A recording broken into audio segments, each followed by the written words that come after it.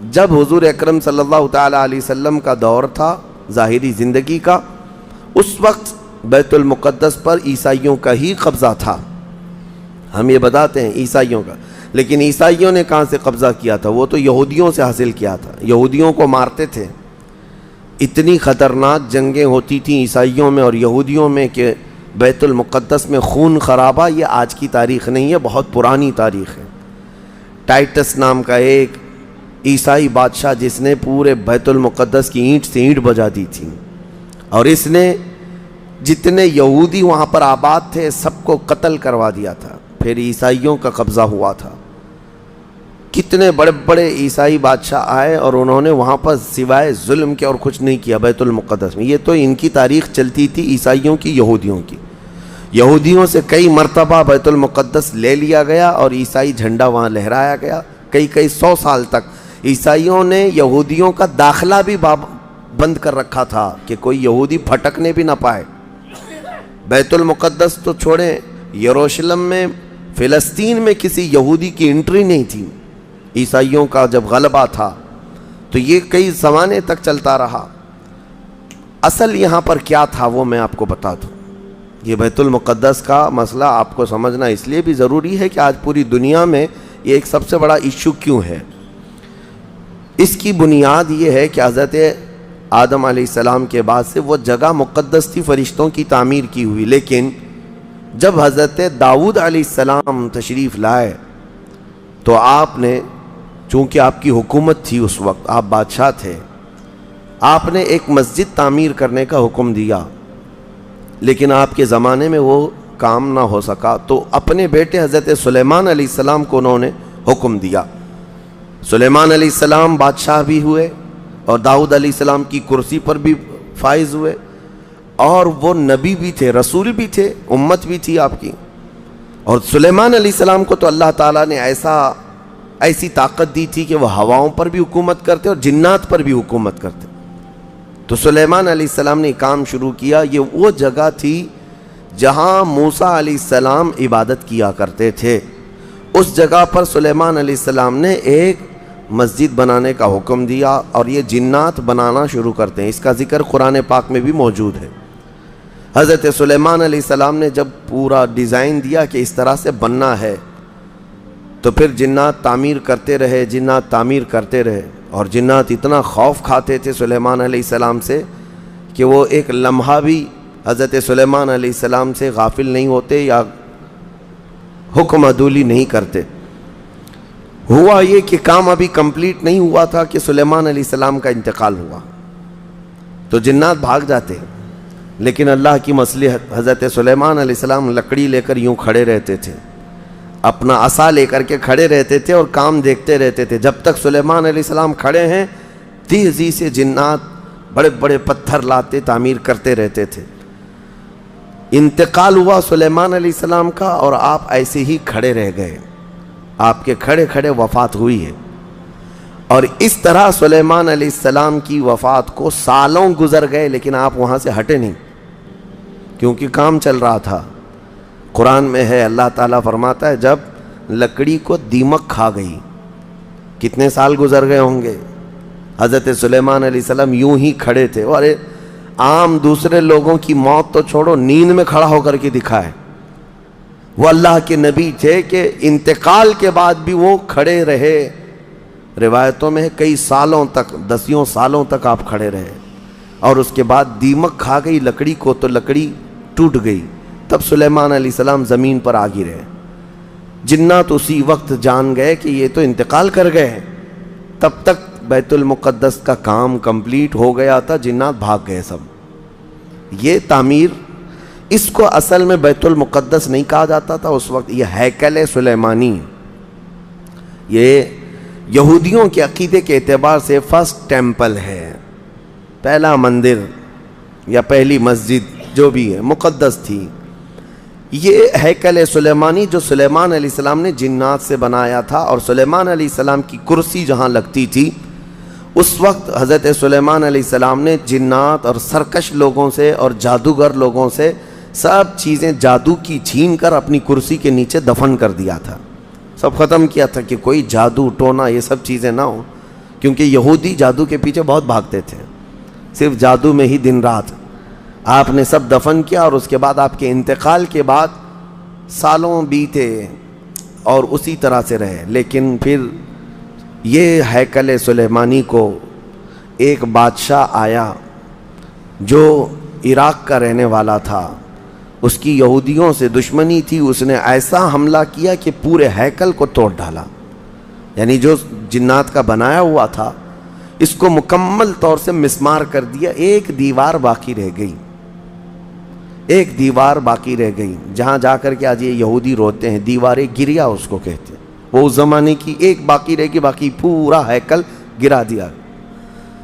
زمانہ بیت گیا، یہودی اس بات پر روتے رہے کہ ان کو مارا گیا، قتل کیا گیا، پھر عیسائیوں کا اس پر قبضہ رہا، پھر عیسائیوں سے یہودیوں نے ایک بار پھر حاصل کیا، پھر دوبارہ یہ ٹائٹس کے زمانے میں عیسائیوں نے مار کر کے پورے یہودیوں کو خون خون کر دیا، اور پھر بیت المقدس کچھ نہیں تھا، ایک دیوار تھی، ایک دوسری وہاں پر ایک چھوٹی سی عمارت بنائی گئی، اس عمارت کو یہ سیکنڈ ٹیمپل کہتے ہیں، سیکنڈ ٹیمپل، یہ دوسرا مندر، اور اسی کو عبادت گاہ بنا کر چلتے رہے۔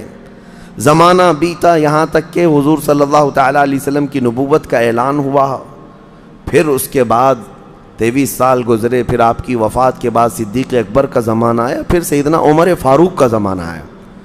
تقریباً یہ 26-28 ہجری کی بات ہے، حضرت عمر کے دور میں، پھر حضرت عمر فاروق کے دور میں جو فتوحات ہو رہی تھی، اسلام پھیلتا جا رہا تھا، تب صحابہ کے ایک لشکر کو حضرت عمر نے فلسطین بھی بھیجا، جس میں حضرت ابو عبیدہ بن جراح بھی تھے۔ تو ان صحابہ نے اس چھوٹے سے لشکر کو لے کر فلسطین کا معرکہ ایسا سر کیا کہ یہ عیسائی سب جان چکے تھے حالات کیا چل رہے ہیں، سیرنڈر ہو گئے اور کہا ہم جو ہے یہ بیت المقدس کی ساری چابیاں آپ کے حوالے کرتے ہیں، لیکن ایک شرط ہے کہ ہم آپ کے ہاتھ میں نہیں دیں گے بلکہ مسلمانوں کے امیر المومنین کے ہاتھ میں دیں گے، وہ آئیں ہمارے پاس۔ تو وہاں جو صحابہ تھے انہوں نے خط لکھ کر بھیجا حضرت عمر کو، حضرت عمر مدینے میں تھے، کہا ٹھیک ہے میں آ رہا ہوں۔ قبلہ اول مسلمانوں کے ہاتھ میں تھا، بیت المقدس آ رہا تھا، سیدنا عمر فاروق مدینے سے چل پڑے، ایک غلام کے ساتھ نکلیں اور ایک سواری ہے، ایک خچر ہے، اور دونوں بھی کس انداز سے جا رہے ہیں، ایسا امیر المومنین جس کے رعب سے قیصر و کسریٰ کانپتے تھے، لڑائی کی کسی کے اندر مجال نہیں تھی، وہ ایک خچر کے سواری پر اتنا لمبا سفر طے کر رہے ہیں، وہ بھی غلام سے یہ طے کر رکھا ہے 1 میل میں بیٹھوں گا، 1 میل تو بیٹھنا، ہاں تو رسی پکڑ کے چلے گا 1 میل تک، اور اس کے بعد جب تو بیٹھے گا تو میں رسی پکڑ کے چلوں گا 1 میل تک، اس طرح سے تو سفر طے کیا۔ جب فلسطین پہنچ رہے تھے اور اس وقت لوگوں میں خبر تھی کہ امیر المومنین آ رہے ہیں، تو لوگ دیکھنے کے لیے شہر سے بھاگے بھاگے باہر آئے۔ اتفاق ایسا کہ اس وقت خچر گھوڑے پر بیٹھنے کی باری غلام کی تھی اور نکیل رسی حضرت عمر کے ہاتھ میں تھی۔ دوڑے ہوئے لوگ آئے جو نہیں پہچانتے تھے، عیسائیوں نے امیر المومنین کہہ کر اس غلام کا استقبال کیا کہ تشریف لائیں۔ تب جو صحابہ تھے وہاں پر انہوں نے پکار کر کہا نادانو، وہ امیر المومنین نہیں، رسی پکڑا ہوا امیر المومنین ہے، یہ امیر المومنین ہے۔ پہلی مرتبہ ان اعلیٰ اخلاق و کردار کو عیسائیوں نے دیکھا تھا کہ وقت کا خلیفہ کوئی گھوڑے کی رسی پکڑ کر کے بھی چلتا ہے، تو بہت متاثر ہوئے، اور اس کے بعد بنا کسی جنگ کے حضرت عمر فاروق رضی اللہ تعالیٰ عنہ بیت المقدس میں داخل ہوئے، اور ان عیسائیوں نے جو کچھ بھی وہاں پر کیا تھا اس کو نکالا۔ پھر حضرت عمر فاروق رضی اللہ تعالیٰ عنہ نے پہلی اذان دینے کا حکم فرمایا، وہ ظہر کی اذان تھی، آپ نے وہاں پر نماز پڑھائی۔ پھر اس کے بعد یہ سلسلہ چلتا رہا۔ اب اس میں تفصیل ہے، عیسائیوں کو اسی طرح ہم بھی بھگاتے، مسلمان بھی بھگاتے، جیسے یہ یہودیوں کو بھگاتے تھے، تو انہیں آج بولنا چاہیے تھا کہ مسلمانوں نے زبردستی قبضہ کیا۔ حضرت عمر فاروق کا عام اعلان تھا کہ جو یہاں پر رہنا چاہے اس کے لیے کھلی آزادی ہے، حتیٰ کہ عیسائیوں کا چرچ بھی تھا پرانا، حضرت عمر نے کہا اس کو توڑا نہ جائے، اس میں عبادت جو ہوتی ہے ان کو اپنی عبادت کرنے دیا جائے۔ حضرت عمر چاہتے تو اینٹ سے اینٹ بجا دیتے، نکال کر صاف کر دیتے، لیکن آپ نے کھلی اجازت دی، اور عیسائی ویسے ہی باقی رہے۔ 400 سال تک یہ سلسلہ چلتا رہا۔ پھر فاطمی دور آیا، یعنی بنو عباس کی خلافت ختم ہوئی، فاطمیوں کا غلغلہ تھا، انہوں نے خلافت سنبھالی، لیکن وہ مضبوط نہیں تھے، کمزور خلیفہ آئے، جس کی وجہ سے صلیبی طاقتیں جتنی بھی تھیں سب آ کر کے اس خلیفہ پر قبضہ جما لیا، اور بیت المقدس میں اجازت پہلے مانگ لی کہ ہمیں آنے جانے کی اجازت دی جائے۔ جب آنے جانے کی اجازت مل گئی تو پورے علاقے پر زبردستی غاصب قبضہ کر کے وہاں سے سارے مسلمانوں کو ختم کر دیا، بہت مسلمانوں کا قتل کیا۔ فلسطین کی سرزمین یہودیوں کے قتل سے بھی بھری ہے، مسلمانوں کے قتل سے بھی بھری ہے، اور یہودیوں نے عیسائیوں کا بھی قتل کیا ہے، لیکن مسلمانوں کا قتل عام کر کے یہ زبردستی فائز ہوئے ہیں کس پہ؟ بیت المقدس پر۔ یہ قبضہ جو ہے 87 ایئرز تک چلتا رہا، 87 سال تک۔ یہ اس وقت کا المیہ تھا کہ مسلمان خلیفے تھے، گورنر تھے، بہت سارے حکمران تھے، رونا روتے تھے، لیکن کوئی آگے بڑھنے کو تیار نہیں تھا۔ کردستان کا ایک شہزادہ صلاح الدین ایوبی، جو نور الدین زنگی کے شاگرد تھے اور ان کی فوج کے سپاہی تھے، ان کو یہ روزانہ خبریں تھی کہ بیت المقدس میں سب کچھ اجاڑ دیا گیا ہے، مسلمانوں کی اذان بند ہے، وہاں نہ جمعہ کا خطبہ ہو سکتا ہے، نہ ہی عبادت کے لیے وہاں پر نماز پڑھی جا سکتی ہے۔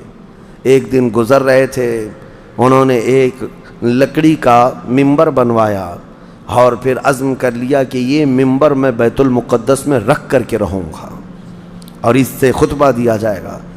وہ ان کا عزم تھا اور اس پر لے کر کے چلتے رہے۔ تقریباً آپ نے 17 جنگیں لڑی ہیں، 17 جنگیں لڑی، اور صلاح الدین ایوبی کو جو درپیش مسائل تھے وہ کہا گیا ہے کہ پہلے تو انہوں نے جو روڈ میپ بنایا تھا اس حساب سے ان کو 2 سال کے اندر یہ جنگوں میں فتح کر لینا تھا۔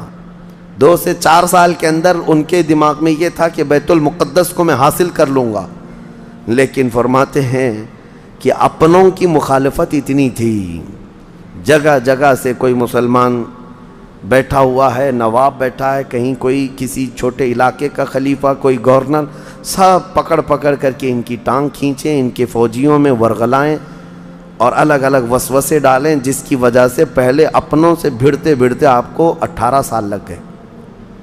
بیت المقدس پھر پہنچے، صلیبیوں سے معرکہ آرائیاں ہوتی رہیں، پھر وہ 87 سال کے بعد صلاح الدین ایوبی نے دوبارہ بیت المقدس کو ان عیسائیوں سے پاک کیا، اور آپ نے وہ ممبر وہاں پر لگا